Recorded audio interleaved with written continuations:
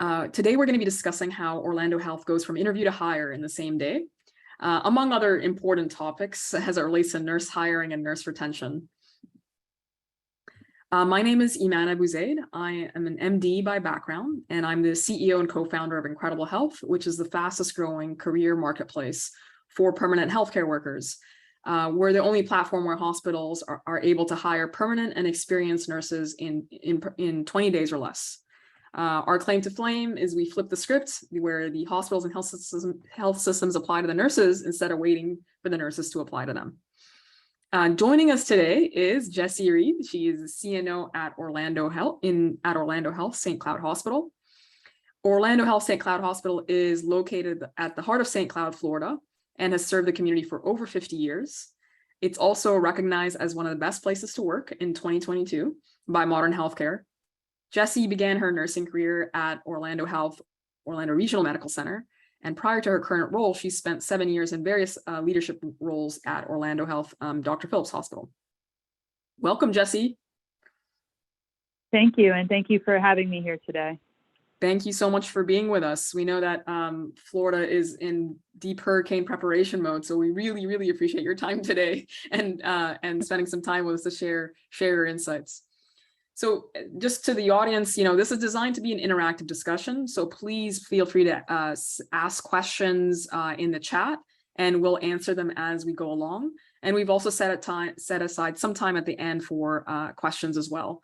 So we're going to try to make this as interactive as we can.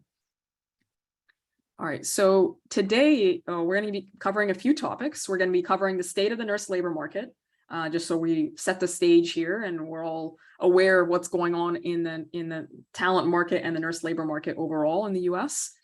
We're going to be walking through some important retention strategies, as well as nurse training. We're going to be hearing about the same day hiring process that Orlando Health uses, and then how Incredible Health can help.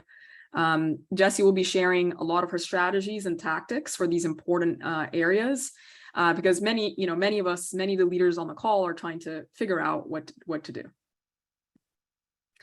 All right, so as far as just an overview of the market, so briefly, let's set the stage, right? So our demand for healthcare as a country continues to increase, right? Our population is aging. Of course, pandemics don't help. But even without the pandemic, the demand on the US healthcare system continues to increase. However, the supply of workers has not kept up with the demand.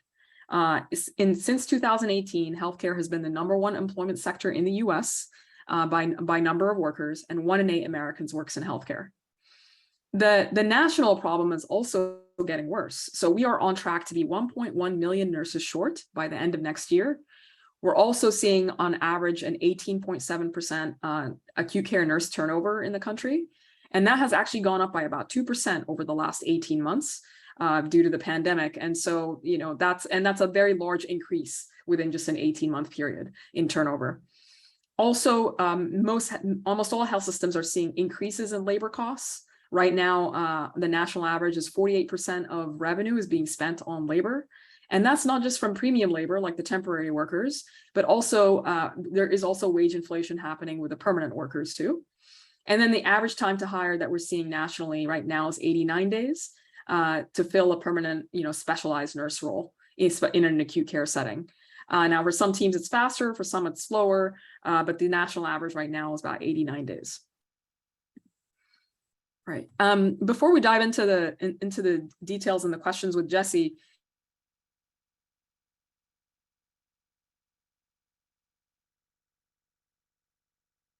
are creating profiles on Incredible Health, we often ask the question, in their profile, why are you looking for a job, or why are you leaving your current job, or considering leaving your current job? By far, the #1 most common reason is they're looking for career advancement. That is the most cited reason. That could mean skill growth. That could mean I want to specialize more. That could be a new graduate who's looking to specialize. It could be an experienced nurse who's looking for a manager role. It could be a variety of things. But look, some kind of career advancement. The second most common is they're looking for a more flexible schedule.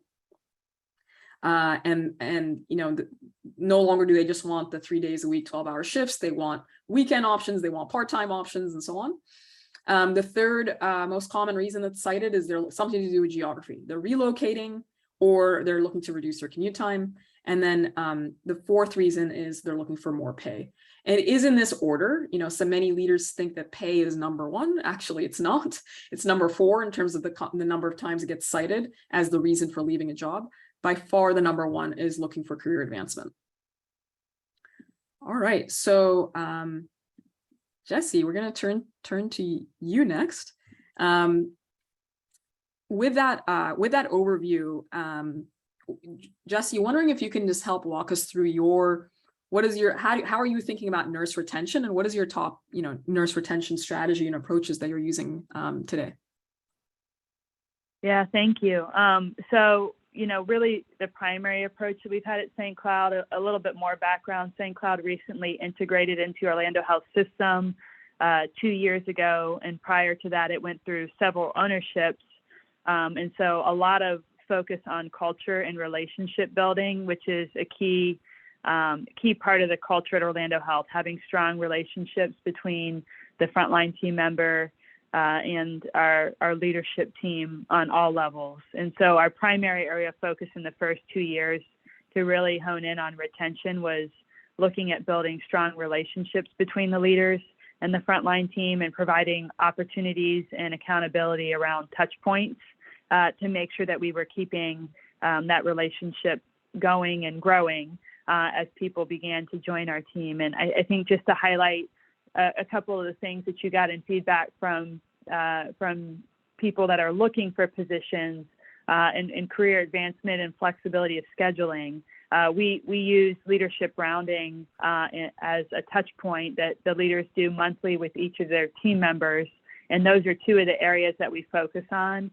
Oftentimes we can accommodate the needs of the team member if we're aware of them, and we wouldn't be aware of them without that leadership rounding and getting to know what their specifics are with their home life if we weren't having that touch point. So our primary area of focus, and one of the reasons why we were able to achieve that Modern Healthcare Best Place to Work recognition at St. Cloud, was really just being focused on the relationship with the frontline team, making sure we were getting feedback on things we needed to do better, making sure that we were getting information about what their career and professional development desires look like and what their needs look like, so that we can stay nimble and try to address those real time. If not at St. Cloud, we have a very large system, so oftentimes if we are unable to accommodate that at St. Cloud, we can get them into a sister facility that has accommodation so that we can keep them within the Orlando Health System. Got it. Okay. And so going into one level of detail deeper, like how are you how have you structured it to make sure that, how are you maintaining these relationships? Is there a process in place, or? Well, we do. We have a structured process with monthly leader rounding is how we term it at St. Cloud. And the leaders meet with a set number of team members every month. We run through a list of questions that each leader does, and we have a form that they fill out for each team member and submit that back into our administrative team and our HR team. So one of the other benefits of that, again, is for that career planning and development. If we get the feedback back into the administrative team and HR, we can connect them to resources within the system. So it's not just an accountability tool for the leaders. It does provide information back to us if there's things that we need to do to help or barriers that we need to help remove. And so really it's that monthly structure that we have, and the feedback forms that we submit back into our leadership team to make sure that we are following up with everybody. Got it. So you mentioned that sometimes team members have, asks or, requests or desires for what they want to do with their career. Would you mind just sharing like maybe a couple of examples of what can come up during these leadership rounds?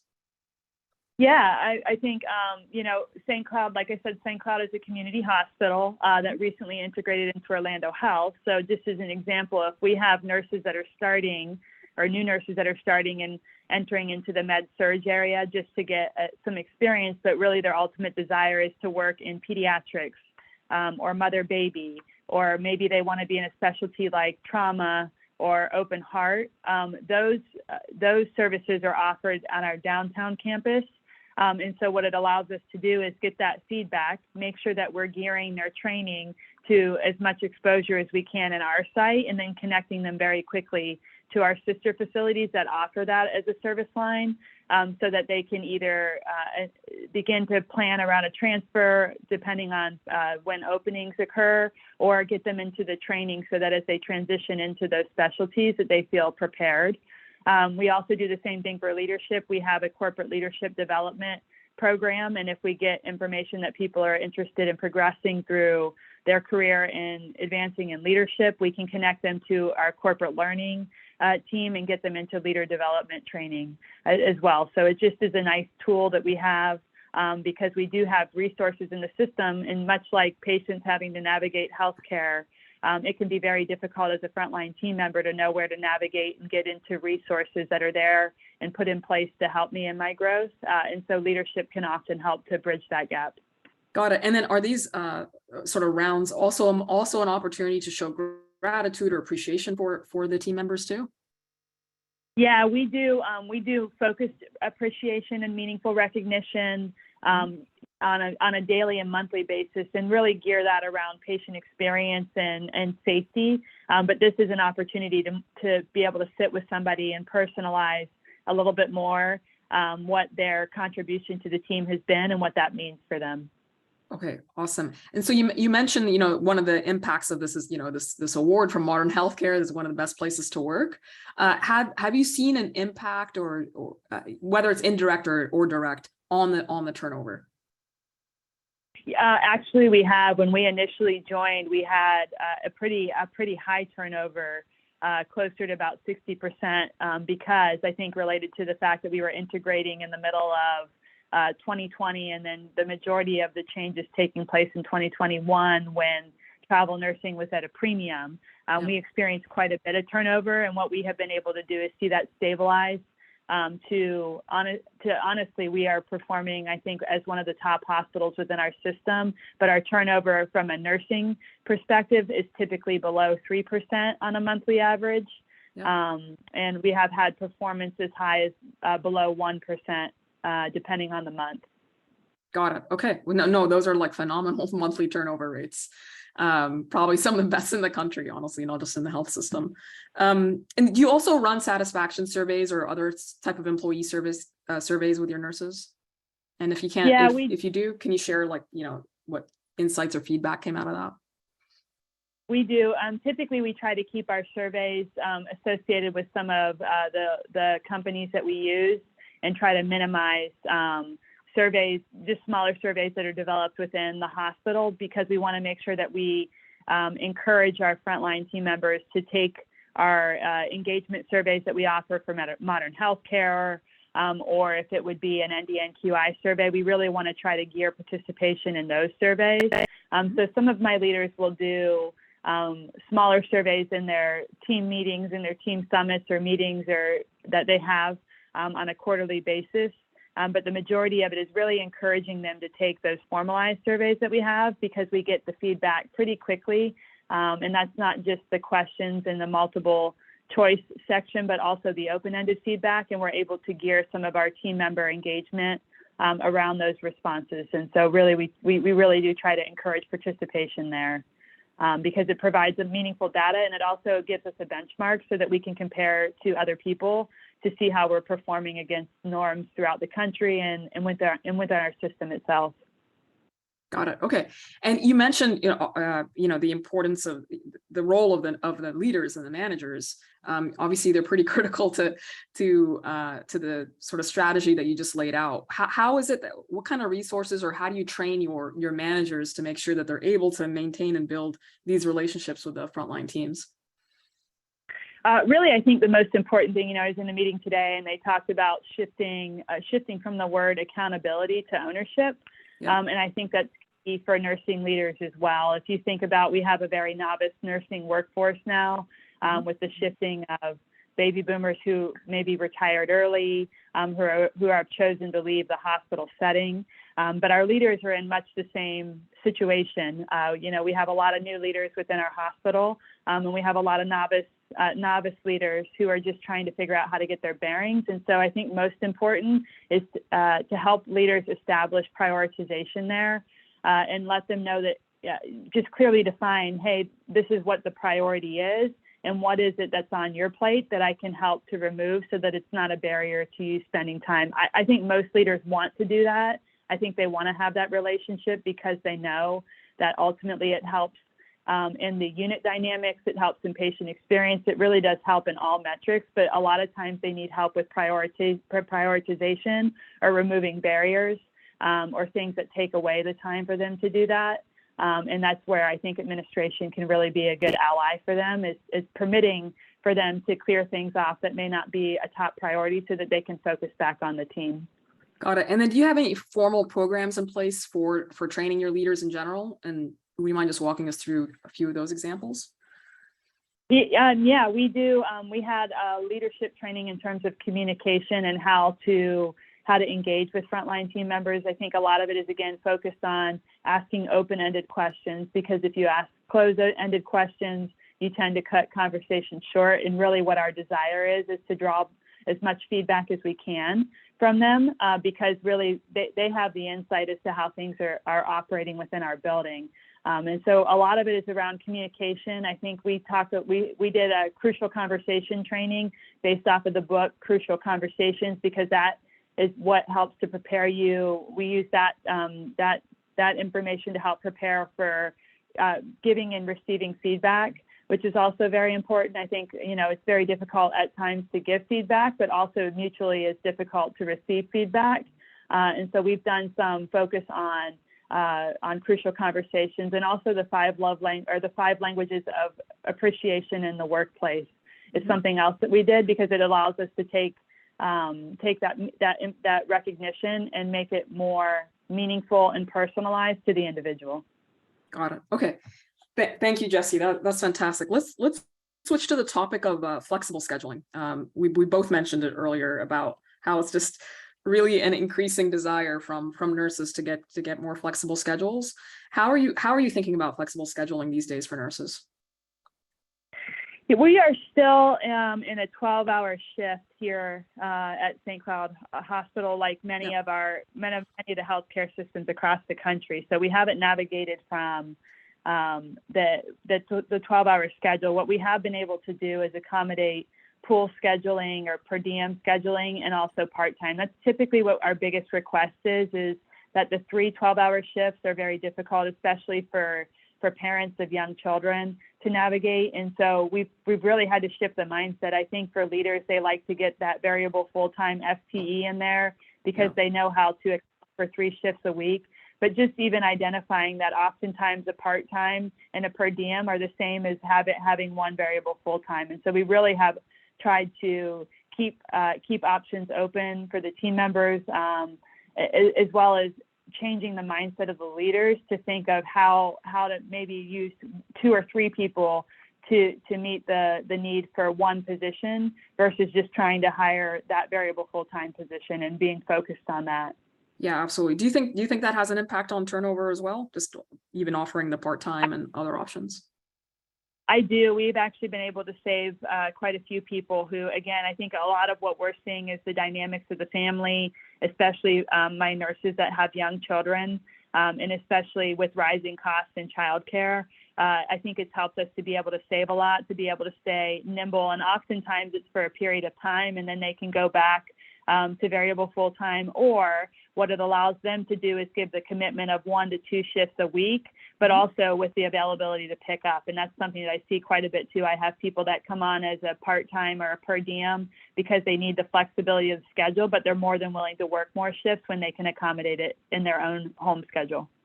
Got it. And so as far as changing them, look, it's a challenge in almost every health system to encourage the nursing leaders to accommodate this kind of flexibility, because honestly, it introduces operational complexity, right? Like it's just harder, a little bit trickier to manage. How is it? So what are your top tips or tactics to like overcome those kinds of barriers that you might be hearing from your nursing leaders? I think, when we were in January, we were at as much of crisis as any other hospital for our nursing staff. And really, I think people sometimes, when you get in a 10-foot hole, want to take the whole jump out of the 10-foot hole versus thinking, okay, I've got to go from a 10-foot hole to a 9.5-foot hole to a 9-foot hole. And that really, I think that pressure of needing to be able to accommodate rising volumes that we were experiencing in the Omicron variant really allowed to have that conversation with the leaders to say, what is it going to take to staff you for this week? And sometimes the conversation was, what is it going to take to staff you on a shift-to-shift basis, and really focus in on trying to recruit and hire people that were able to meet that need, and just conditioning them, spending a lot of time when we're looking at their FTE counts for their units, and also helping with scheduling. I think I have more senior leaders that are able to do that and navigate very clearly, and they have actually helped as a mentor with some of my newer leaders to stay creative in that FTE mindset and the scheduling mindset. Whereas before I may not have considered somebody that can only work on Wednesday and Thursday. If it staffs me on Wednesday and Thursday, I can surely flex some staff off of Wednesday, Thursday to other days to help cover where a team member may not be able to work. Got it. Okay. And then next topic which is a very popular topic, is compensation. How do you evaluate compensation, particularly for your permanent workers? I don't think we're concerned as much as about the temporary workers, but how do you evaluate it, and how many times a year? And I would say that honestly, Orlando Health has really adopted that this is happening multiple times a year. And we really try to have a touch point on the market and our competitive market around us. And so it can be as simple as a CNO who's reaching out to our chief nurse executive and letting her know, hey, I may have lost 2 or 3 applicants this week to a competitor because this is what the pay they were offering for their experience, and this is what we're offering. And so that in itself has driven a lot of evaluation in the market. But also it happens on a bigger corporate platform for us, where our compensation department is constantly monitoring our local market to make sure that we stay competitive. But I will say that we are seeing a very competitive pay for nurses, and really, again, just staying nimble and moving along with that within reason, and being very thoughtful about it. We definitely want to take into consideration, because the workforce has shifted to a more novice workforce. We definitely give a little bit more consideration even now than what we did in the past for experience, so that we can draw in people that are able to help mentor and grow our newer nurses. Yeah, absolutely. So that ratio of new nurses to experience is something that you have an eye on as well. And many leaders that we work with, whether it's nursing leaders or HR leaders, are expecting wage inflation to continue for quite some time. Is that how your team is sort of preparing as well? Yeah. Again, we're seeing the same things, and really, our goal is to make sure that we stay competitive within our local market, because I think it differs between states so drastically. But we're seeing the same thing that happens, which is why the compensation evaluation happens. I would say it happens at least 2 or 3 times a quarter. Okay, got it. All right, so let's move on to the topic of career advancement and training. As I mentioned earlier, that we have data from over 400,000 nurses, so around 10% of U.S. nurses citing that as their number one reason for changing jobs or considering leaving their job. So Jessie, you described earlier how you train your managers, but what do you have in place to ensure that your nursing, the staff nurses are getting access to training? Yeah, we have a talent development team corporately that does a lot of programs, and gets the team members, again, depending on where they choose to grow in their career, can get them in contact with those resources. It can be leadership. They can do resume builders. They can do shadowing within different areas of nursing across the system. They help to facilitate all of that.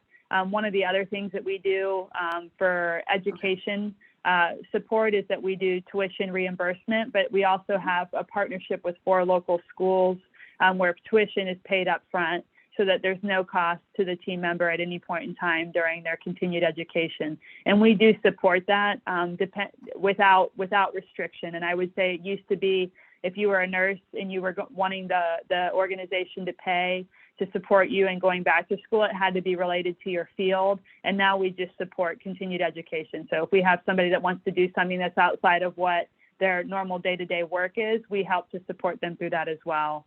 And then also some certification and specialization support. We pay for that up front and then do a rewards program for those team members that are able to pass. They receive a bonus in addition to a mentor if they work with somebody to help them to study and prepare for that certification.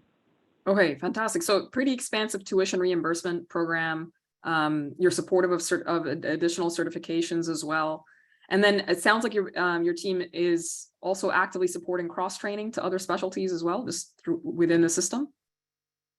Yep, we do try to do that. We have some corporate learning courses and curriculum-based classroom learning where they can do, whether it be basic critical care, advanced critical care, pediatric, trauma training. We have all of those core curriculums, which any team member is allowed to participate in. And then we do have some training programs and partnerships between facilities where if somebody would like to get exposure in an area, we can go ahead and support that as well. Got it. Okay, so there's all these opportunities, which is wonderful. But then the next challenge is how do we make ourselves aware that the nurse is looking for these opportunities? You mentioned earlier the sort of the leadership rounding that happens, which catches, some identify some nurses that want to, do other things with their career and maybe take advantage of some of these training programs. Are there any other sort of venues or opportunities that your team uses to just capture and be aware that the nurse is looking for something specific in as it relates to their careers? Yeah, we implemented something with our HR employee relations coordinator, I would say probably about 5 months ago, and we continue to mature that, where we call it career development interview. And they would sit for those team members that are new to St. Cloud Hospital in that first week when they're doing the corporate orientation and doing their EHR training and skills checkoff. They spend an hour with our employee relations coordinator, and she runs through a questionnaire about where they see themselves growing. I think it's a question that we typically ask in interviews as leaders, so that we have a mindset as to, what the career progression and interest in growing in the organization is for new team members that we're looking to hire. But this gives a little bit more of a touch point with the employee relations coordinator, who's going back and asking similar questions about career progression, where they see themselves growing. Are they interested in going back to school? Because that's an excellent resource that is able to connect them to programs that we have within the system. But also we have a log that comes from that leaders can access in their one-on-ones with the team members, so that we can have meaningful conversation with them. Okay, so let's say your team gets this a transition request or a desire to cross-train. How do you evaluate that and make that happen? Depending on what it is, if it's a clinical desire, that typically will happen between CNO and CNO, between sites, so that we can get connected first, and then we'll typically connect the leader to help facilitate the team member being able to shadow or have an experience in another area. If it's in terms of growing through leadership, we really do try to gear people towards our leader development program. We have emerging leader for those frontline team members that are interested, and that is a curriculum that is presented by senior leadership and in partnership with a local college here, and we can get them in resource. And from that, we usually have a list of people who are interested in growing in their career, so that when hospitals have things that open, they can reach back out to the talent development team that facilitates that class, and often get a name of somebody who is, worked through that program, who's ready to grow, and they can get connected to jobs through our talent development team. Got it. Okay. It must be really helpful to have a dedicated team within HR focused on this too. Like you call it the talent development team. Is that what you call it? Our corporate team is our talent development team, and then we have employee coordinators that work with our human resource director. Yep. They're stationed locally, whereas our talent development is stationed out of our downtown campus. Got it. Okay. And then many teams are putting in place internal travel pools. For those of you on the call who might not know what that is a health system employing nurses. They are still their permanent workers, but essentially they're offering more pay to the nurses in exchange for more flexibility So commonly these nurses are required to quote unquote travel among the different locations and different units. And because of that added flexibility, they're getting more pay. Is setting up an internal travel pool something that your team has pursued as well? We have that on a corporate level, and much to what you just described, they're nurses that, and really the primary criteria is they need to be competent in the level of which they work. And so if it's a PCU nurse, they need to be able to float to the different types of PCUs that we have throughout the system. So you're looking for clinical competency, and you're also looking for flexibility. And again, much to what you just described, they have to be willing to go between our different sites, and be competent to work at the level of which they're being hired. And then they're compensated for that. Their compensation does change based off of their willingness to travel between our locations, which does span Central Florida. Got it. Okay. Yeah. I mean, is that tactic working? Is it having an impact on, turnover, for example, or retention? It has done quite a bit to help save some team members within the system for leaving to travel, because it allows them to stay local and travel in. One of the things that it's helped probably with more is we have several travelers who have come to the organization who choose to stay in Central Florida. And so it allows us to work to get them integrated in to the system as team members, because they can do that for a short time. And then we ask them to join at a specific site, or we have team members that can leave their specific site and join and do that traveling throughout the organization as well. Okay, got it. And then last question before we dive into the large topic of nurse hiring is just the new graduates. Would you mind just sharing a little bit about your new graduate nurse program and what it is that you have in place for their training? Yeah, so again, something that we have some support corporately. They have a RN residency program for our new graduates, and they meet quarterly and go through topic areas, whether it be empathy or dealing with grief, and they try to get them connected to build relationships with other new nurses throughout the organization. Locally on site, we have a GN, or a graduate nurse coordinator, and she is focused specifically on those new hires coming in to make sure that orientation is geared. I think a consideration to have is that many of our new nurses did not have clinical rotations and get exposure into hospitals like we were accustomed in the past. So how do we bridge that gap and give them clinical exposure and their orientation time so that they can perform successfully within their units? And that is really the role of the GN coordinator, and she facilitates schedules, facilitates meetings, facilitates simulation labs, and skills checkoffs with them so that they feel supported in their development. Got it. Okay. Thank you, Jessie. All right, so let's switch to the topic of hiring. Would you mind just giving us an overview of your nurse hiring strategy, Jessie? Well, it has, I think our hiring, and I try to equate it as a housing market.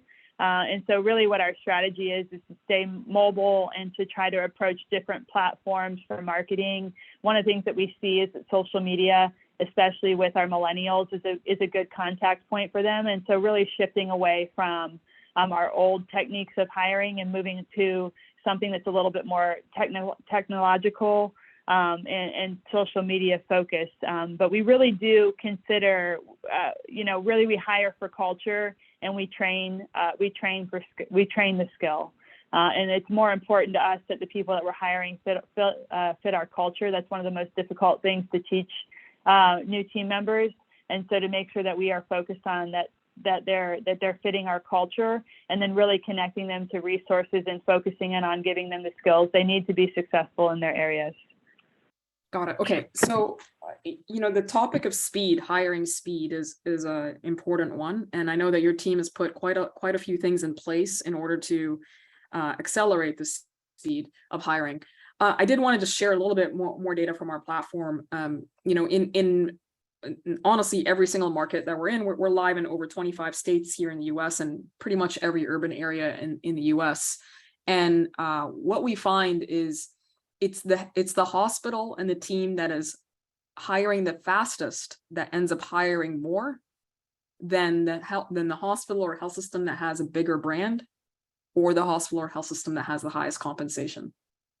Essentially, we've seen that play out in every single market that we're in, that operational excellence and speed in hiring turns into a competitive advantage and can enable a hospital or health system to beat their local competition that might have a bigger brand or higher compensation.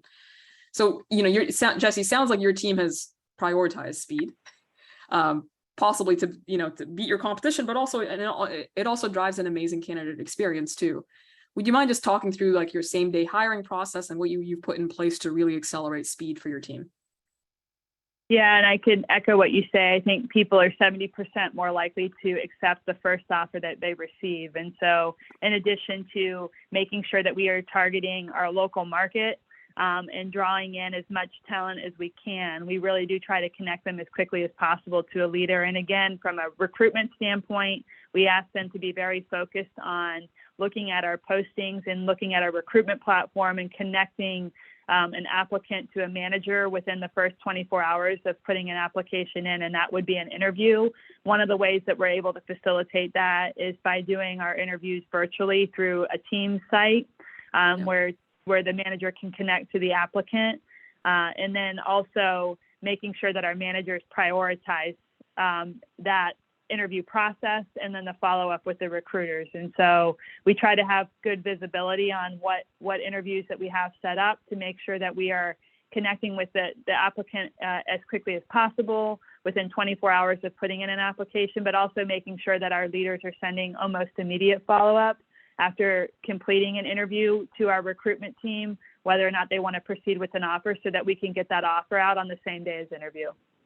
Okay, that's amazing. That's incredibly fast. So you've essentially set up almost timelines, maybe even service level agreements, right, between HR and nursing, that if there's an applicant, the interview is scheduled within 24 hours, and then if after an interview, an offer decision is made effectively same day as the interview.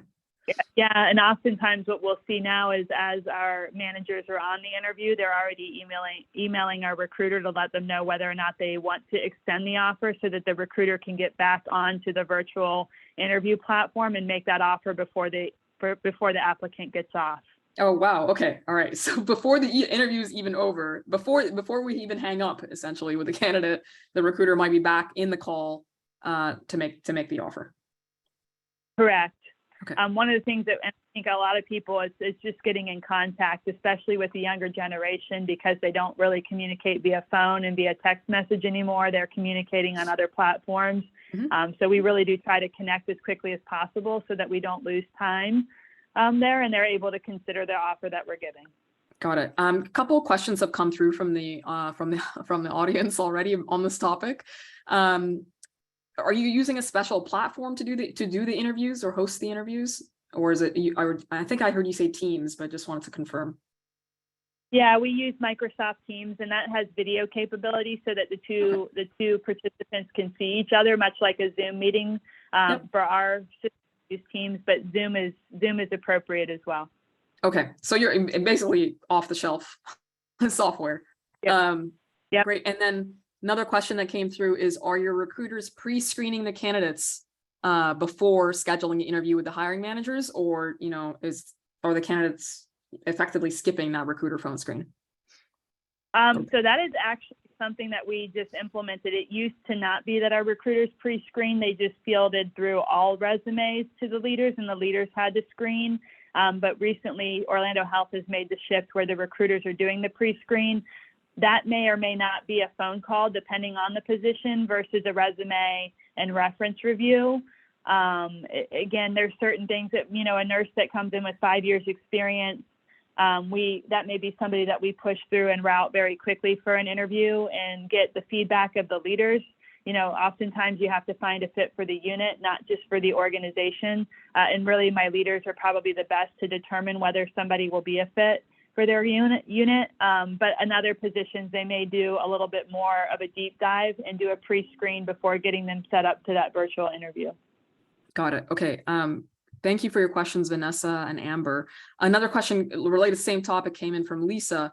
And how quickly are you onboarding after the offers have been accepted for your new hires? That's something.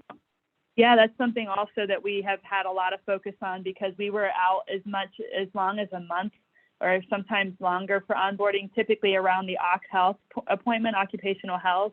And so we've increased our locations and offerings for occupational health so that we can navigate through the onboarding checklist that needs to be completed for new hires, and they are usually onboarded within 2 to 3 weeks and starting their orientation.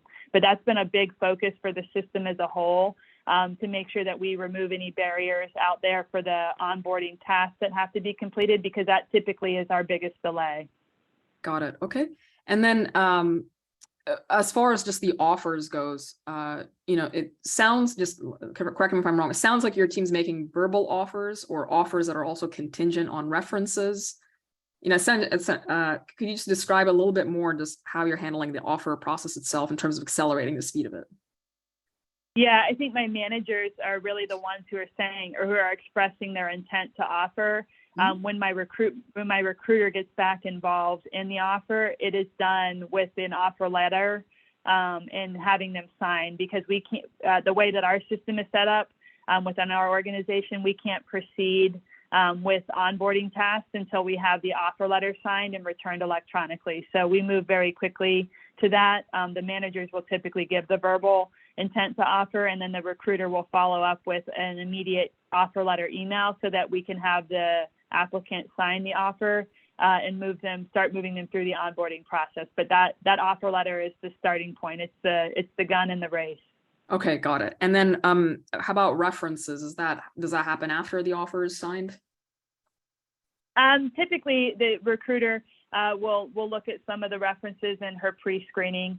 Again, I think it really does depend on what position people are applying for as to how deep we go into the references, but typically that's done by the recruiter. And we can also pull up, we are very interconnected with some of our competitive systems here, so we can pull up things electronically just to make sure that there's no concern. But that's that review of making sure licenses are active and validated, and that there's no issues with their license or any complaints there. We can pull that up very quickly, but also not just from our state board, but also from our local competitive market. Got it. Okay. Another, this is a very common.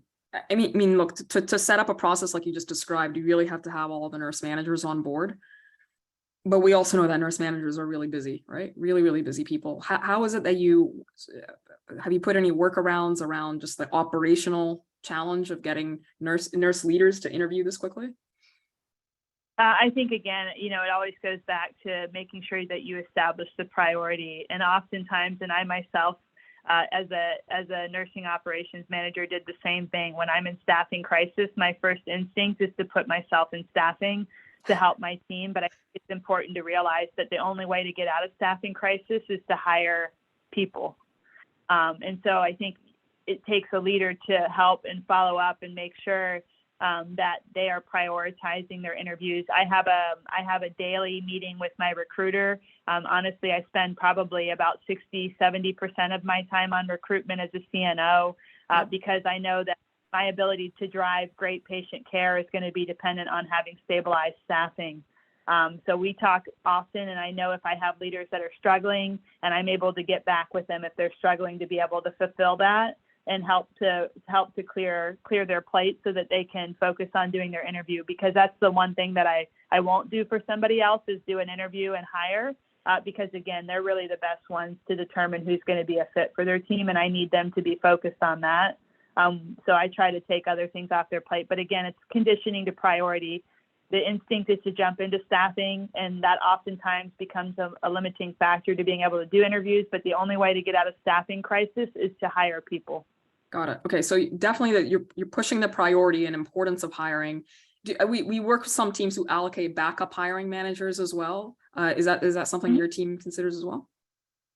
Yep, we have that too. If I have different med surg managers that will do interviews, or if I have somebody who really I have leaders that have strong relationships with other leaders, they are able to do that interview there and trusting their judgment. And that really helps as people are out. People do take vacation, and we want to make sure that we're moving forward in hiring. So I do have some established backup interviewers for each of the units. It may be different depending on what the unit is, but it's people that have either experience in that area or have built the trust with the other leader that they're covering for. Got it. Okay. And then one more question that came in from the audience is it expected that does HR, do your recruiters schedule the interview on behalf of the manager? This is a question that came in from Ginny. Or, you know, are they taking care of the interviewing, the interview scheduling? I say it works both ways. Initially, my recruiter was really setting up the bulk of the interviews because a lot of times that takes the most amount of work and it can be very time consuming for the manager. So my recruiter does that. There are times if we get a referral from another team member and it's somebody that we can very quickly connect with, my leaders will set up their own. But for the most part, that's manned by recruitment. And really, they're the ones that are receiving the application first. And my leaders don't see that application until it's routed to them from the recruiter. So it's the best person to get that timely interview set up because they're receiving it real time. Got it. Okay. And so I echo that sort of the data you shared earlier. 68% of nurses do accept the very first accept the very first offer they receive, and 61% of nurses accept the first offer they receive, even if the second or third offer have higher compensation.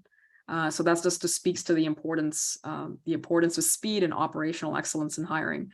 So Jessie shared a lot of tactics for how to really accelerate hiring, because it does not have to be a drawn out process, but you do have to put specific tactics in place to make it work. Curious, Jessie, once you put all this in place, you know, how much has that increased your hiring? Like how many nurses are you now hiring per month?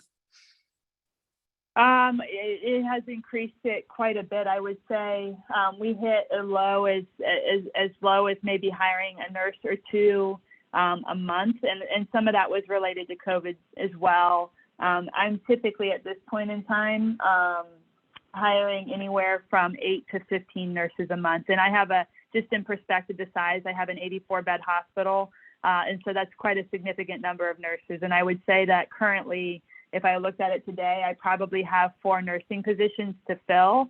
When I first started at St. Cloud, when I left Dr. Phillips, when they asked me to go help with the integration of St. Cloud and I started, I had 160 nursing jobs to fill.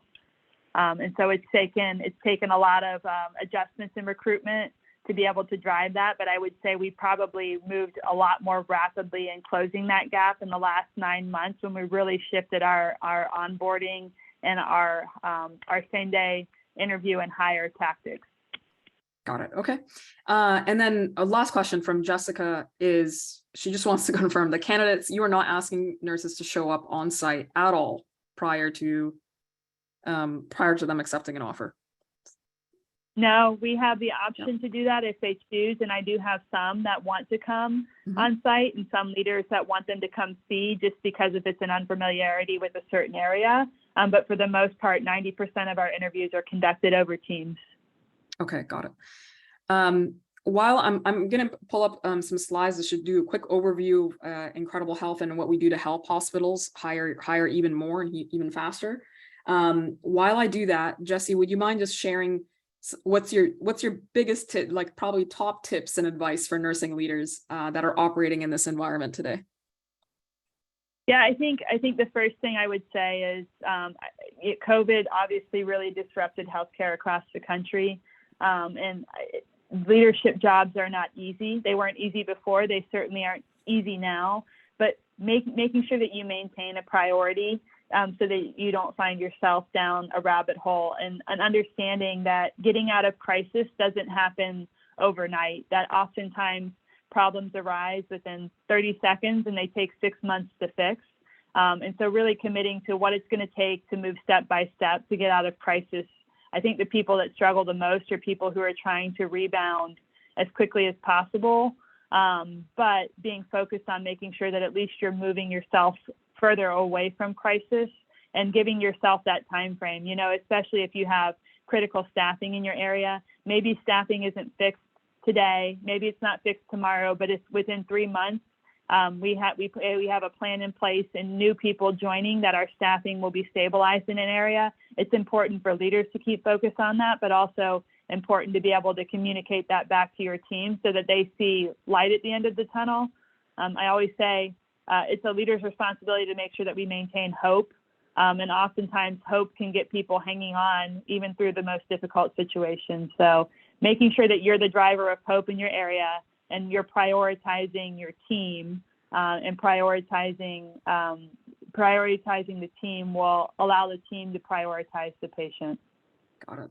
Okay, no, that's excellent advice. And I don't think the market's going to return to what it was pre-pandemic. So we really are operating in a sort of a new paradigm now when it comes to nurse hiring and retaining nurses. We're going to have to really adopt new tactics, new strategies.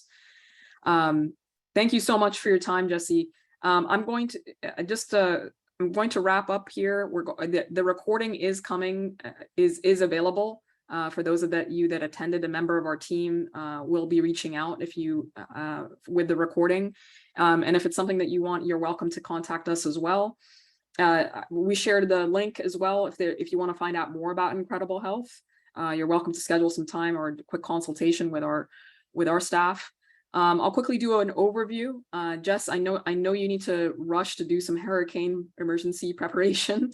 So if you need to drop off early, no problem at all. And just thank you so much in advance for joining us today and sharing your thoughts. Thank you so much for having me. You guys have a good day. Awesome. So Incredible Health, our hospitals and health systems, they use our custom matching technology to hire high quality permanent nurses in less than 20 days. We work with over 600 hospitals and health systems across the country. We work with very large health systems, including HCA and Tenet and Kaiser Permanente. We work with many academic medical centers, including Johns Hopkins and Stanford and Cedars-Sinai, and lots of community hospitals as well. And these systems are all using our marketplace to hire permanent nurses in 20 days or less. There's 4 unique things to Incredible Health and what drives the success. First, the employers are applying to the talent instead of the other way around. And as you can imagine, the nurses absolutely love that because they get to choose which interviews to accept or decline. Second is that we've automated the screening of the talent. So we're checking for things like licenses, certifications, and other preferences before putting them in front of employers. And we're doing that at scale because we're using technology to do that. Third is that we have custom matching technology, right? So for every employer we work with, we are building custom matching algorithms. So it's a highly personalized or curated experience for both sides, whether you're a nurse recruiter at a hospital or if you're a highly sought after ICU nurse or OR nurse.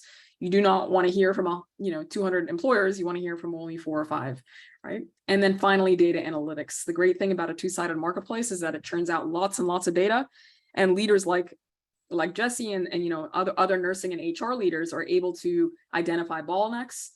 We provide speed data as well, and we also provide competitive benchmarks, anonymized, of course, so you can see how you're doing compared to your local competition and also nationally as well. We're also a platform that provides a whole range of free services and tools to nurses. In fact, that's the main way we attract nurses to our platform. We provide free continuing education to every single nurse in the country, free salary estimators. We have a community built into our apps for nurses where they can give each other advice. We have tons of career resources for them as well.